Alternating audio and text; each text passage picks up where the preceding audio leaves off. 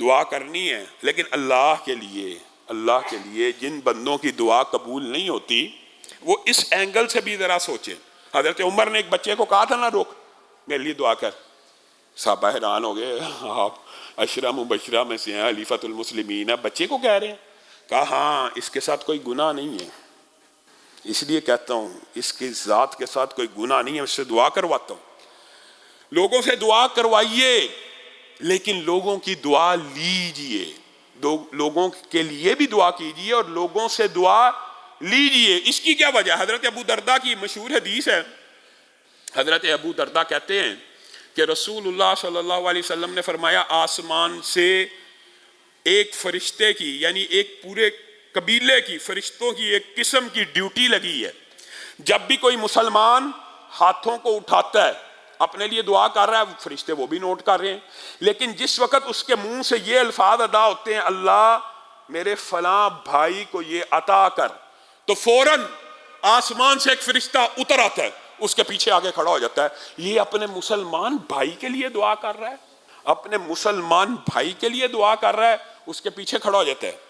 جو دعا بندہ اپنے بھائی کے لیے کر رہا ہوتا ہے، اللہ میرے بھائی کو مشکلات سے نکال، وہ پیچھے فرشتہ کھڑا ہو کے کہتا ہے وَلَكَ بِمِثْلٍ، اور بعض روایات میں لَكَ بِمِثْلِهِ، اللہ اس بندے کو بھی مشکلات سے نکال، اللہ میرے بھائی کو 10 لاکھ دے، اے اللہ اس بندے کو بھی 10 لاکھ دے۔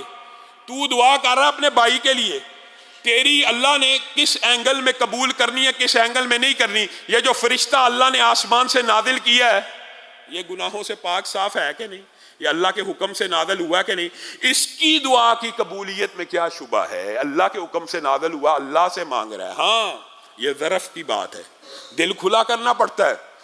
اور حضرت ابو درداء جن کی یہ روایت ہے کہ فرشتہ پیچھے آگے کھڑا ہو کے کہتا ہے کہ تیرے حق میں بھی ایسے ہی قبول ہو، ان کے بارے میں صحیح سند سے آتا ہے کہ ان کے 360 دوست تھے، 360، اور وہ جب بھی دعا کے لیے ہاتھ اٹھاتے تھے اپنے 360 دوستوں کا نام لے کے دعا کیا کرتے تھے۔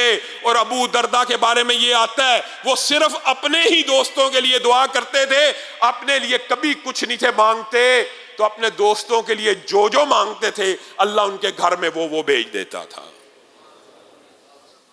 میں اور آپ کنجوس ہیں، بخیل ہیں۔ بخیل ہے وہ شخص جو اپنے بھائیوں کے لیے، اپنے مسلمان بھائیوں کے لیے، سبحان اللہ۔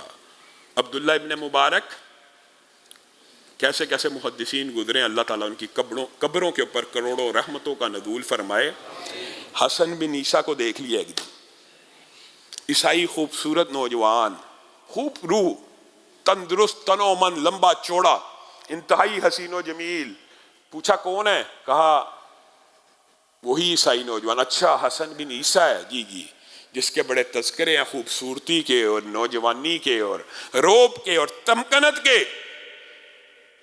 اس کے حسن سے اتنا مرعوب ہوئے کہ آنکھوں میں آنسو آ گئے اور اللہ کے سامنے ہاتھوں کو اٹھا کے کہتے ہیں اللہ کیا حسن بن عیسیٰ کا یہ خوبصورت چہرہ جہنم میں جلے گا؟